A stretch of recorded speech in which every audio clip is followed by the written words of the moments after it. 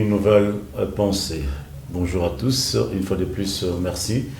Vous êtes toujours branché, Kolanabiso, dans l'émission sur le Sala Ponabino. Merci également pour vos soutiens, merci pour vos appels, merci pour vos remarques et préoccupations. Nous allons pour nos serveurs, Abino, Nakati, il y a Masolo Nabiso avec Bosco. Vous avez vraiment d'informations sur les cas Namboka Nabiso. Aujourd'hui, nous avons le plaisir. Il y a Koyamba, Wadamoko, il y a Basel Nanzambe, Mingi Penza, Benjamin Kawanga. Il y a Sumuta représenté, Tenera, Soso Pembe, Namboka, Saïbani Mingi.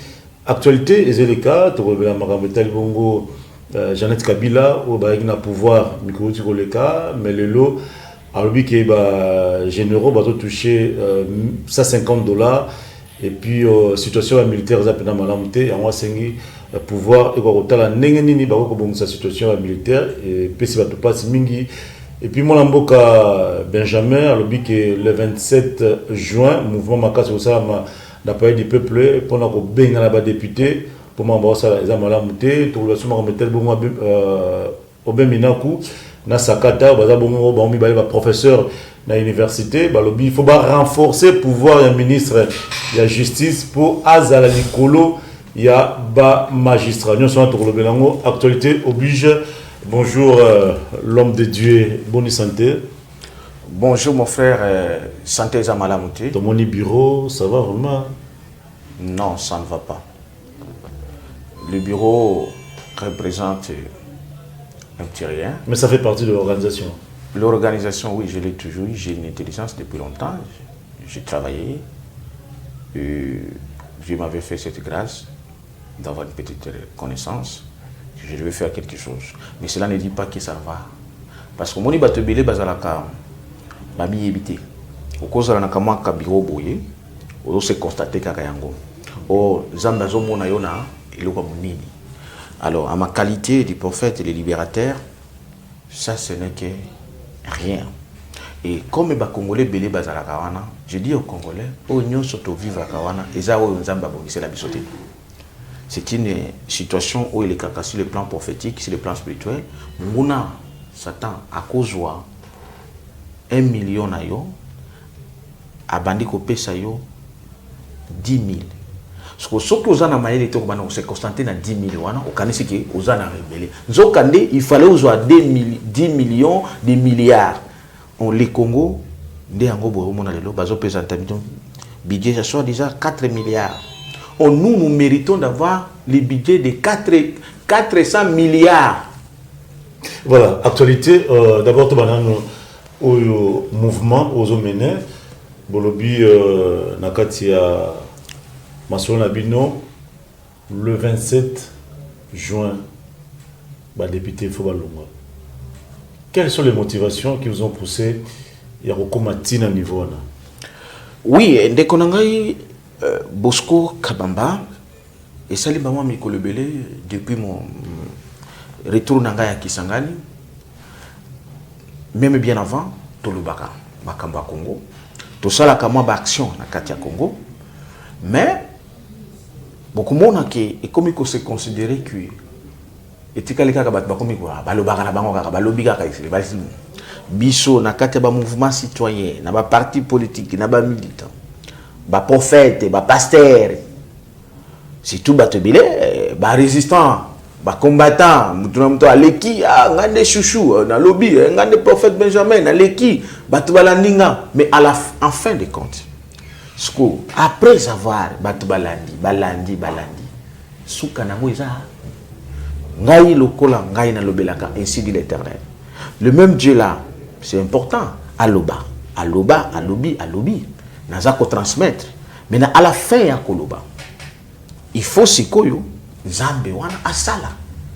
Et puisque Nzambe wana asala kate sans que mutu asala par naye, donc il faut sikoyo mutu kobana na ngamoko na sala.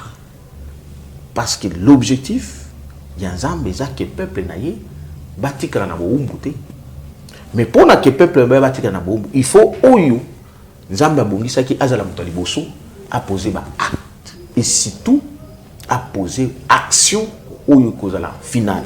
C'est comme ça, il est vrai que tu aussi te poses qui action, tu as l'ambassade de Rwanda, le 27 janvier, ici gato kendaki tokangama ki bato ba kumisa wetu lako maboko na bata potela ki chasa to mona ba mota problème ezalité ke na mo ba de na mona ki bango to mona na nga na mona ki bango to mona na bazali et problème ezalaki ki ce n'est même pas que nga na kangama ki c'était une mission prophétique il fallait na kende na lekesika wana pona nzambe tata à travers mon à détruire jamais.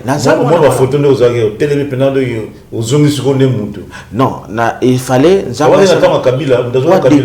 non.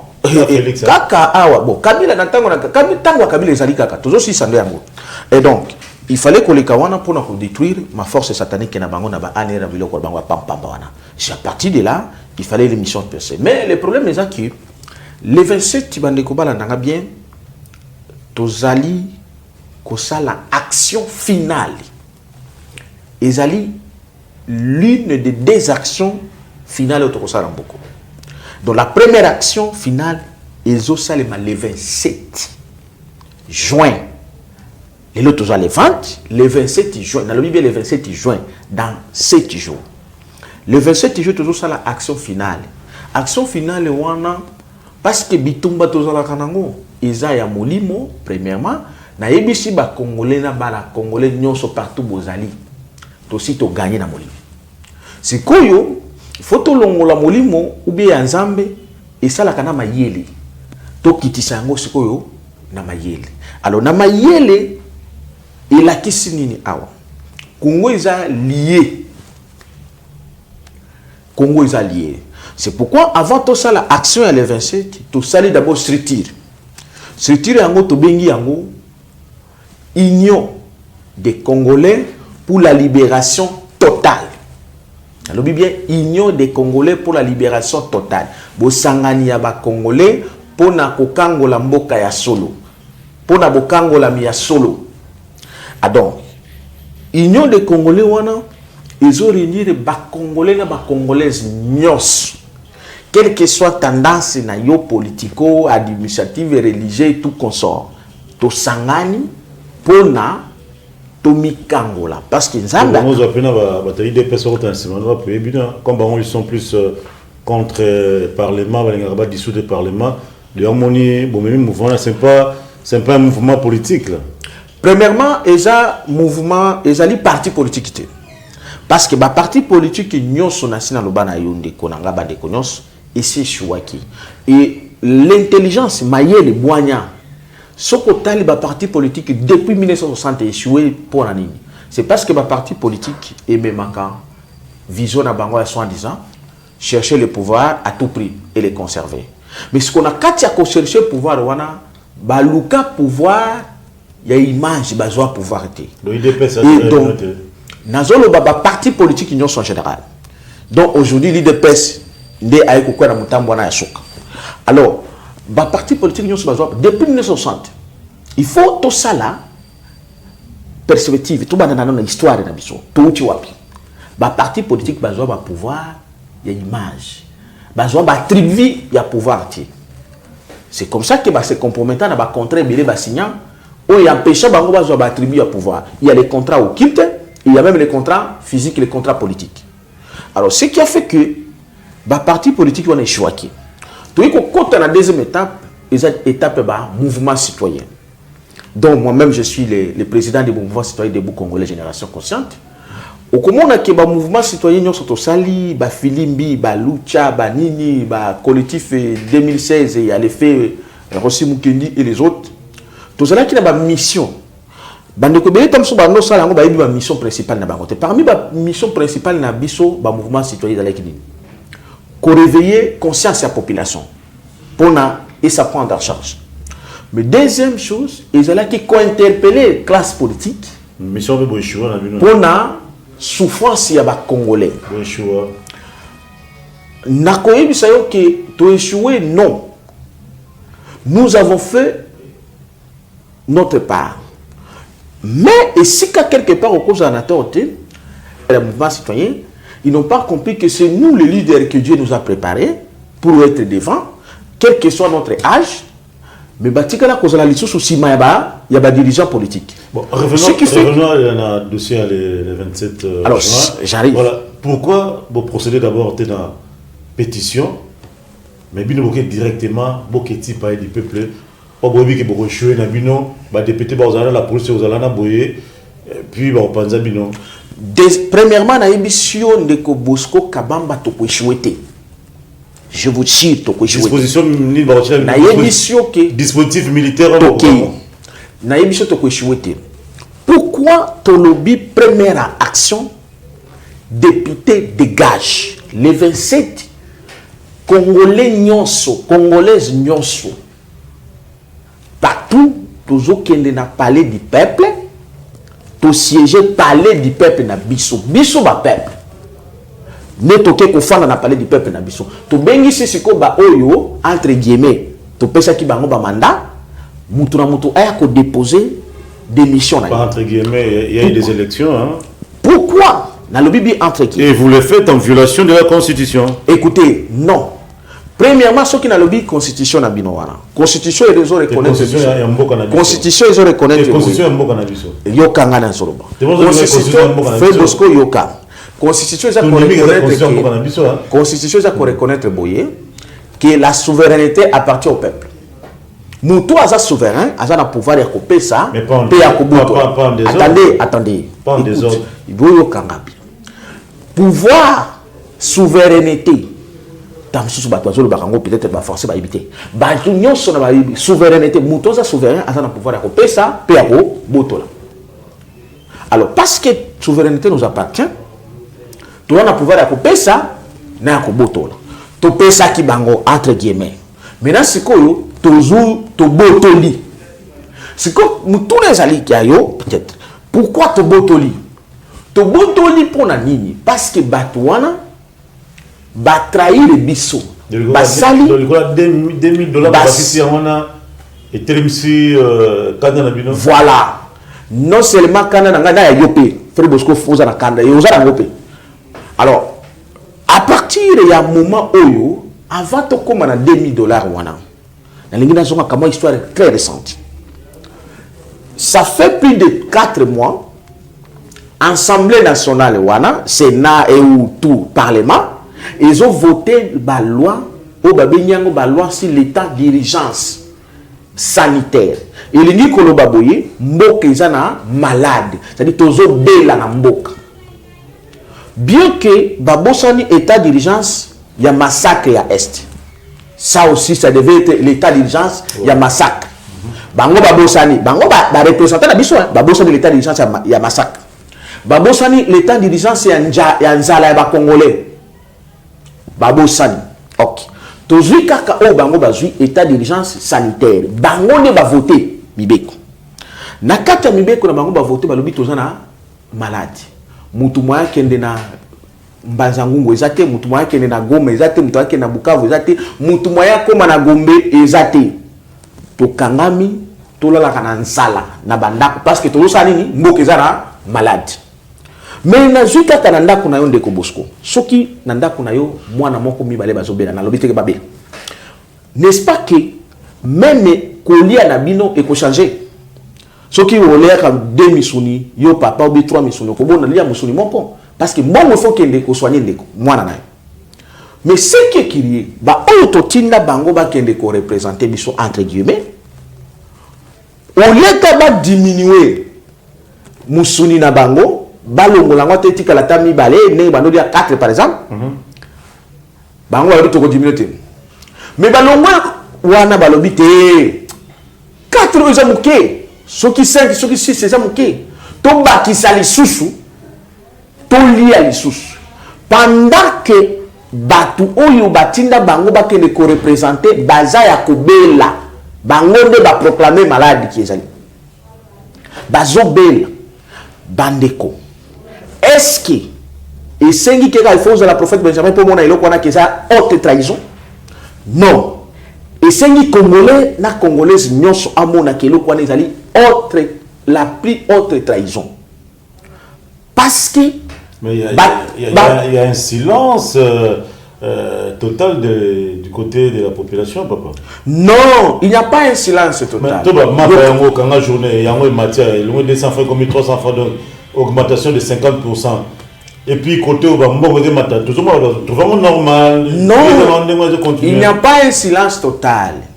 Les alliés de population et qui causent là, les leaders na bango. Donc l'initiateur. Et donc c'est comme ça que Nzambe a quitté ce souci de la population de Sobazanango et Pananga n'a initié afin que le peuple n'y soit téléma. Bisson n'y soit au téléma et toujours téléma les 27. Et ils allaient les sous-souter que le prophète Benjamin non, non, les peuples congolais en général, de l'est à l'ouest. C'est comme ça que parce que constant, preuve tangible, autokangi bango, ou la question qui est, bazala kakuna, te kakabiso chaque jour.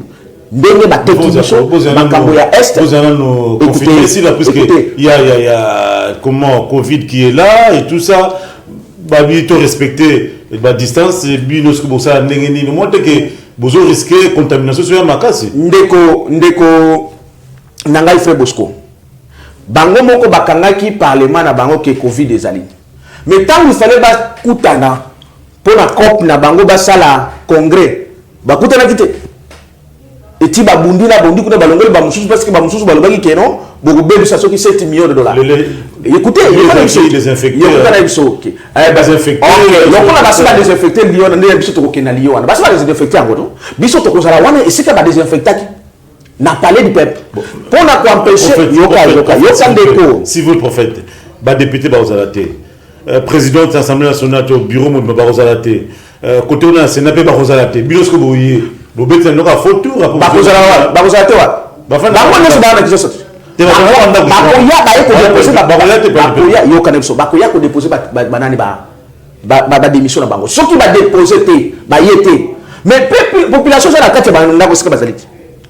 parce que ça problème il y a révolution divine et populaire. Ce qui va sakani, balingi ko yate na kimeba déposer ba démission.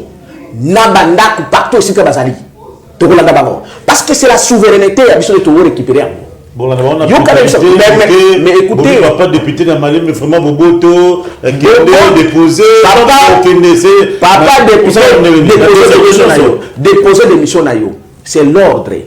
L'ordre est ça où c'est l'ordre. Est-ce que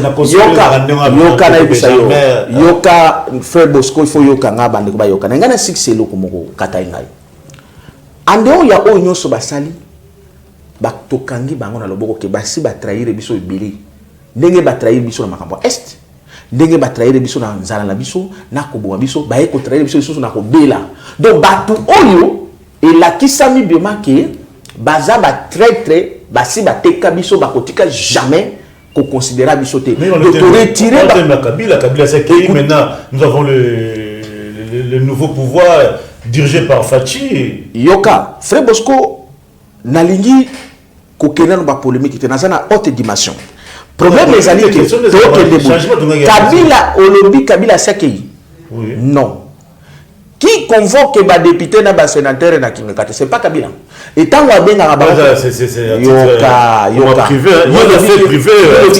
fait privé c'est-à-dire fait privé aux autres et la mission aux oignons pour la mission yango te lobi boyi pour na kokende ya Kabila malam ezali parlement wana nyonso ekindi ndeto ko célébrer le 30 juin le départ de Kabila c'est comme ça la yebisu bandeko nyonso ba comprendre qu'ils a blaguité Kabila n'a pas quitté, na lobaka na yo na lobaka na Kabila n'a pas quitté.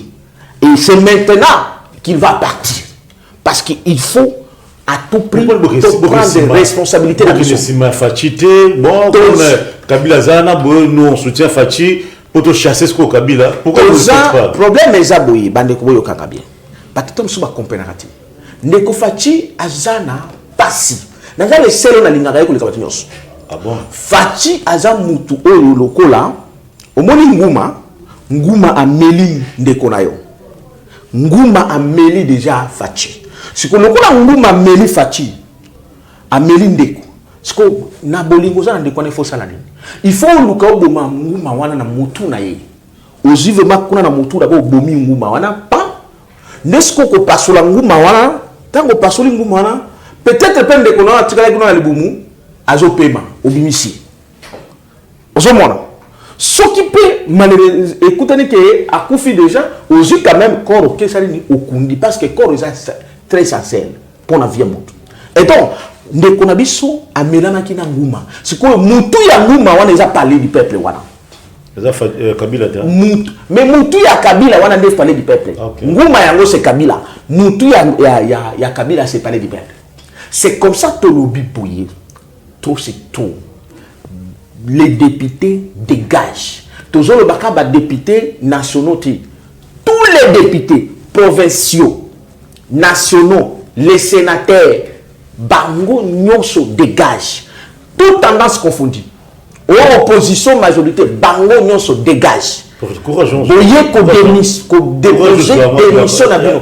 ya ko oser tina niveau ndemona j'ai le pouvoir qui m'a été donné divinement par là qui m'envoie avec moi écoutez bao nyonso basala makambo ya minene basala kita mususu na banzoto bato bakanisi la kati David est témoin que ses frères mais celui qui a tapé Goliath et il a battu Goliath et na zo senga ba congolais nyonso boyo kanga bien ba prière na biso nyonso mataka mais ko kitanango nzamba kitisa à travers moto et comme tango oyo otikala kaka ozolela na ndako ti otikala kaka do basali boyi nyonso tozo sibir tozo ya ko manifester yango le 27 juin na palais du peuple ba congolais ya partout ya est l'ouest nord sud Kingasani ki Maluku partout et Pompage Kinshasa Barumbu biso nyonso lingwa la bao bazait déconfiné la Gombe la macrotoire besoin de bisité parce que ba congolais belé ba kenda ba aéroport ko yamba ba homme politique mais besoin de côté mais cette fois-ci toujours comme une véritable histoire dans notre pays il faut qu'on récupère notre souveraineté ça c'est comme ça que bakoto sakabiso lobby nango ko na pouvoir ya couper ça autorité provinciale nous pouvons ou ne pas le faire je suis dans les réunions avec beaucoup de mouvements et au Tchokutanga na réunion et nous allons continuer la réunion après émission mais le problème est que na lingi que ba congolais ba comprendre ce que nous faisons et pourquoi les députés dégagent et ça blaguité c'est la solution c'est une action qui va donner 70% il y a solution pour nos problèmes à Congo 70% il y a des problèmes à Congo et que ça m'a tant que dégager batouana et oui que mutu pour bateau ça yo il faut ça la makasi babloka bonde boza ba financement de banda ndengeka ba lusha mo bandaka ba filimbi ba moga banda tamboli bokabwani kabwani et tout ça est-ce que tout le monde a Benjamin pour poser question par rapport à la force que tu as mutu boye azo risque wana audace wana passez-moi les termes pour nous sensibiliser population dans les campagnes qui ont échoué nango ba député ba ozana bango kaka na ba continuer la mission na bango obi le sola chama kabunda ameka que monde que soukeli ndeko bisayo que premièrement ceux qui sont dans le mouvement citoyen mususu bazwa ki ba financement libanda nzambe peut-être alimbisa bango mais Benjamin Kawanga atikala kozwa ta financement moko étranger je suis un Congolais et divinement congolais en dehors il y a bandeko ba congolaise na ba congolaise ba congolais le vous avez na balabala le tomoni bureau donc ça prouve que la structure a amené na poto financier bino Frère Bosco oyeba kité bureau yo izalaki même avant ka tukuta na yo parce que oyeba kité jinazala makambo na sala selon le temps prophète Benjamin Kawanga c'est un grand juriste et pas juriste il y a ba droit na bango lokuta wana je suis un juriste économiste ça c'est une parenthèse je fais le droit économique et nazali juriste d'affaires j'ai ma structure ici dans le bureau j'ai ma structure une entreprise c'est pas ça le problème et nous sommes attendez tout ce que nous faisons est bloqué pour ce pays la parenthèse j'ai eu des amis ici mes amis avocats qu'on travaille avec eux nous avons le grand dossier on a amené quelques partenaires ici mais il fallait bâtir dans Bambongo Belé mais ils sont en difficulté à cause de la loi au Kabila Tikaki na banque centrale. Donc je veux vous dire que Nakobi Misango chicoté, mais je voulais dire au peuple congolais que le pays est tellement lié à tel niveau que tu ne peux pas comprendre. Et donc même Moutoza na Mayel nous a lié. Il y a les systèmes en beaucoup. C'est pourquoi dans le Biboye, Bisoto Zwaka, Nous avons besoin de financement. On en a besoin. Nous allons commencer dès demain la sensibilisation partout dans la commune. On a besoin de mégaphone partout au Koleka. On a besoin de moyens. Mais les moyens, on a aucun étranger ne me donne là. Le peuple, les Congolais, de l'Est à l'Ouest, du Nord au Sud, et nous allons le faire avec les moyens de bord, avec Dieu nous vaincons, le véritable Dieu. Voilà, de la victoire et la nôtre. Voilà. Député dégage le 27 juin, Ezali extraordinaire. On a besoin de moyens pour la sensibilisation. Et ça va se faire. Juste 30 secondes. Les députés dégagent le 27 juin. Député, ND. Bote batoki, député batoki, député batoki. Voilà, merci beaucoup. Député non so bakende. Voilà, merci beaucoup prophète Benjamin. Na bien sur na biso donc tout ça na de qu'on a biso prophète Benjamin kawanga ou abanda litne banda kala ozoba risque akangama et puis azo continue toujours comment na deuxième sujet plutôt tolobela Oetel Bongo mon amboko ben Minaku azad professeur député de son état, et puis Sakata, également professeur à l'université de Kinshasa, tous des professeurs, de juristes. Ils ont proposé une loi aux agences quotidiennes à bureau Assemblée nationale, va renforcer le pouvoir du ministre et la justice sur le magistrat. De éviter sa stratégie, on te dit que la justice est indépendante. Bon, avec notre invité, il peut passer ça analyse mais prophète pour te dire que le ministère de la justice ils ont beaucoup FCC. Il y a ministre sur le magistrat. Voilà pourquoi les Congolais ont besoin de tout intérêt à Koyokanga et puis tout agir. Parce que nous avons des mais nous avons grâce au namona kamakambu musika. Ma stratégie sur le leader, le pouvoir satanique de Pharaon Kabila. C'est comme ça que la solution, c'est député dégage. Je vous dis, la solution, c'est député dégage. Parce que Batouana, Baza plus que Banyoka. Tant que vous avez fait un ndako, Mikolozo leka, Bazo continue à couper ça venez. Mais venez avec Kobuma Biso, et c'est bon Biso d'abord belé. Ti wapi.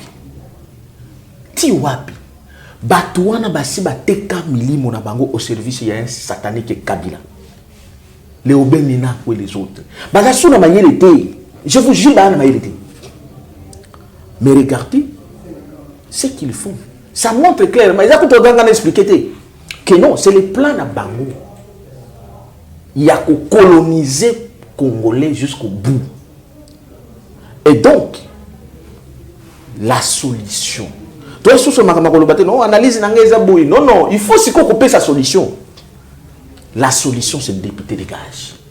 Je vous jure, mes frères et sœurs, en faisant ça, beaucoup de monde a battu Kufa na Congo, battu Kima batouana. Puisque, où tu connais le mot, on a quel Luxembourg. Ou le bac a mon introduction dans le Kaka Jeannette Kabila wana. Azana soit déjà député. Député, en même temps présidente de la commission défense et sécurité. Bande Konangaï. Attendez bato ba roza la rabat zoba jusqu'à ce niveau. Ce qui va député wana bazala qui vraiment ya biso. Ba roga écouter Jeannette Kabila, présidente de la commission nationale de défense. Attendez. Non seulement elle ne mérite pas, elle est traître.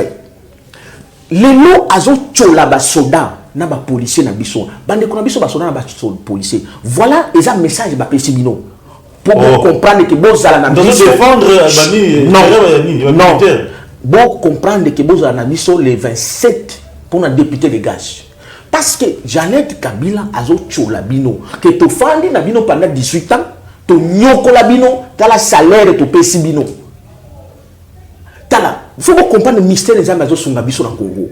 Azon chola biso ba policier na ba famille ba policier na za na bango ebila liboso ya bureau na ngara bimisaka chaque jour quelque chose pour na ba kima ba camp ndeko azon chola bande kuna biso ki tala ndenge to sakana na bino ba généraux to pesa bino $150 et pourtant na Rwanda baza na plus de 800 à 1000 2000 et pourtant na Tanzanie ba na combien Mais si Jeannette Kabila na son frère bali passa na bango wana bande ya lukuta wana soki bazaki na souci à na tikango voilà tu vois na lipasa na bango wana écoutez yoka écoutez écoutez na lipasa na bango soki balingi bayebaki ke yoka na lukuta na bango soki bana souci ba congolais ba militaire congolais pour ni babibisaki ba mbongo nyoso ba bombaki na ba banque belé ba pesaka ba militaire ba futamaka $1000 $10,000 pour na nini babibisa ba na ba milliards na ba banque sont. Les rapports sont là. Il y a même un rapport, là, on parle de 80... Des milliards, de 80 entreprises. Bah, minéraux, nous, matières premières, nous, sommes à Bango. Fonds na Bango, ils ont dit. Origine et pouvoir na Bango, ils ont dit. N'a parlé du peuple. Mes frères, députés de gage, ils ont solution. 70% de solution et la libération en Bokarabiso, ils ont la wana. C'est comme ça, que ça va dire, nous sommes dans les bandas, nous sommes dans les bandas, nous sommes dans les bandas, le bino, il faut premier acte et tout ça là, ceux qui désobéissance civile. Non, bande qu'on a biso, bangwanda, banini na pesa bino respect. Boyoka, leki na bino, baboket bino nyos partout ici ka bozali, bande ko nyos ba résistant, ba combattant, vous devez être partager les messages au Bolobela, l'événement le 27 député de gage et zali solution initié par votre frère le prophète Benjamin Kawanga. Bolobaki soutien na bino et zalaki belé tang bakanga kingai. Mais maintenant, token de là, prophète Benjamin Kawanga, le soutien à Congo, où mailler les ambassades de Misaipan de Konabino pour nous libérer Congo, des à la plus. Député de gaz, il est 27, et sa solution. Puisque Jeannette Kabila s'est moqué na bas généraux, na biso. Azobi misango na libanda boye tala buzoba to sala bino. Tala buzoba policier na bino to sala. Mais ce qui a besoin, et ils avaient incité contre nos militaires et nos policiers. C'est comme ça que na bengi bas policiers na ba policiers. Bazala simana biso bango batala biso. Tout ça bango ba agilité. Bango ba agilité. Mais batala biso. Tala. Bazape ba congolais ba souffrir biso. Na mutoko na bango ça te biso toujours libérer na bango. To libérer na bango. Ba landa biso. Ba yoka biso. Député de gage. Je suis là et je suis les devant. Bon, je vais la blague. Nous sommes besoin comme ça pour la bataille. Et fond na bango, bon raisonner ma camoufle sur la peste minota parce que na golobela nyo sur la télévision. Bon tala na mama ile nyo so beaucoup mona député de gaz et ali solution. Voilà, merci beaucoup monsieur prophète Benjamin de nous avoir accepté. Toi bon ko partager na yo dans oyo je crois mot de la fin Rosala on peut savoir coordonner na yo na bandeko so na biso. Merci à Christian Bombola depuis Londres, merci na Vienanga Mutema vraiment donc Willy Weston depuis Paris donc merci pour na encouragement na yo ba contribution na yo également à Janely Imbula et puis Tobo Sanité la grande famille Makali Nyonso, maman Laurentine, maman Colette, donc tous ensemble avec Yves et son épouse Nancy, donc Nyonso, et puis Nancy Moussoussou. Voilà, homme de Dieu, Torom Nasuka, Bandebola Nebiso, je suis sûr et certain, Maya Monsieur Kitiba, Koloka Bloka Boye, ils ont passé pour la Congo Nabiso, mais juste une minute. Est-ce que Congolais a commis déjà na Bonyama? Est-ce que Congolais a Zailoko Pamba? Est-ce que Congolais a Zanani ou ya Kobaganyoso a Zomona Nenge Passe Zali Nzamba Kosala? Congolais finalement a Zanani. Babloka Boubou pe ba na bangote nakufa natika bana nangai nakufa basa mama bango. Ndeko nangai Frère Bosco. Oui, évidemment, Miami se joue Kanga, tant qu'on a la Congo, des réseaux souffrir, mais Miami se paie Sengo, Ezali, parce que nous avons des Congo, ils ont libéré le lobby. Parce que c'est vrai, Miami se Tanga, ceux qui n'ont pas les Bakangi Gombe, les Bakangi Congo, Ngana Kwai Kokende, Nazash président, un PDG d'une coopérative minière, Namanya, Mananga, qui est Nazui Bala, mais moi, il y a qui les a été. Bananga, Baono, comme on appelle Nazala, parce que Batié, état d'urgence sanitaire. Bandeko bakendo sala copie na Gombe moyen bakende zati parce que batie état d'urgence sanitaire mais batwalo batie état d'urgence sanitaire bango bazo senga molima na bango mata bandeko On ne libère pas un peuple se libère. Et Dieu est avec nous. Je vous jure, Dieu est avec nous. Il est temps que tout ce que si tu n'agis pas, tu seras un traître. Dieu te condamnera. Lina motoka. Est-ce que bandekwana bakufi bazapplique? L'État est arrivé d'agir pour sensibiliser les Congolais et les Congolaises. Les nombres, il y a bisou dès qu'on trouve solution. La grandeur des nombres, il y a bisou.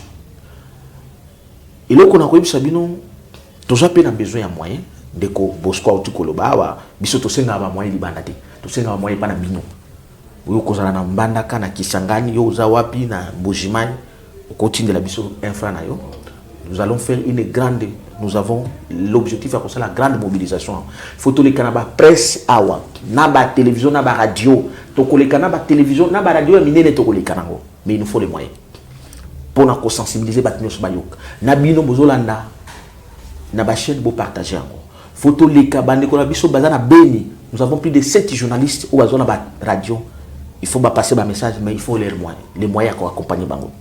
Moyen on a toko zoango pas ensemble, oui. Mais Nzambe est pas nayo, et pas nanga. Il est vrai que Batebele, comment casser. Vous avez soutenu les classes politiques, vous avez soutenu les gens. Nous avons décidé. Mais je vous dis, maintenant, c'est la finale. Kobandeza malam, mais ce qui c'était zamami. Donc, sacrifions-nous pour une fois pour toutes, en fait que tout ça, bitumbao. Je vous dis, récite, il y a député de gaz le 27 juin, ils allaient 70% de libération de la puissance Congo. Bino nyonso bobande ko bongisa soki bosomba ba arme pona bao boya ko libérer Congo. Moi je vous donne la stratégie divine. Bopesa ba moyen wana esunga biso to mobiliser. Vous avez une équipe toko tambola partout na ba quartier banine na ba mégaphone. La manifestation, la révolution divine est populaire. Et mon ana arme ya ko empêcher population zate. Donc bao ba kozala ba coordonner na ngai zali plus 243 85 67 034 56 85 67 034 56 sur WhatsApp tout comme appel normal ou 81 71 051 81 71 051 soit tu vas kolingo komilanga bako komilanga na email kawanga benjamin 131@gmail.com. Il n'est pas normal yoti kala na mbongo peuple n'a pas souffrir, beaucoup n'a pas souffrir.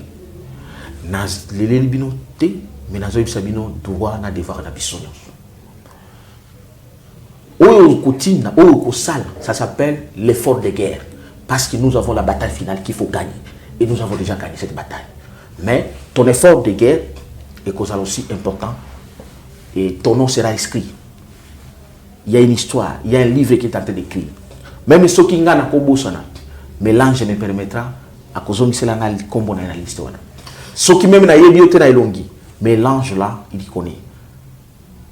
Député de gage le 27 juin, tous au palais du peuple. Tous au palais du peuple, député de gage, on en a marre. Merci beaucoup, monsieur Benjamin Kawanga. Vous êtes prophète, homme de Dieu, en Amboka Nabiso. Abiso Stolandi, les Apenza, Passimingi, comme on a Nengemboka Nabiso Zakokende. Tokanisa qui mwana zaki papa menzokande papa za papa mwana za mwana pasi mingi pona mboka na biso, mais nous sommes sûrs et certains que mboko ekobonga lobiso soki totelemi. Merci na monsieur Odon depuis Nouvelle-Zélande. Merci à Massamba qui était derrière la caméra. Merci na bino nyonso na ba remarque na bino na bapel na bino et puis pour zangate pour soutenir ndeko na biso Benjamin na ba effort ozo kosala ozo ba risque belé mais ko za malamu kaka teke nzambe penda sunga yo nzamba sunga yo penda makasi te loba bongo mais pesa pe makoki po ete musala ozo kosala na ba ndeko nyonso ekende liboso so mbongo zate ekende penda te.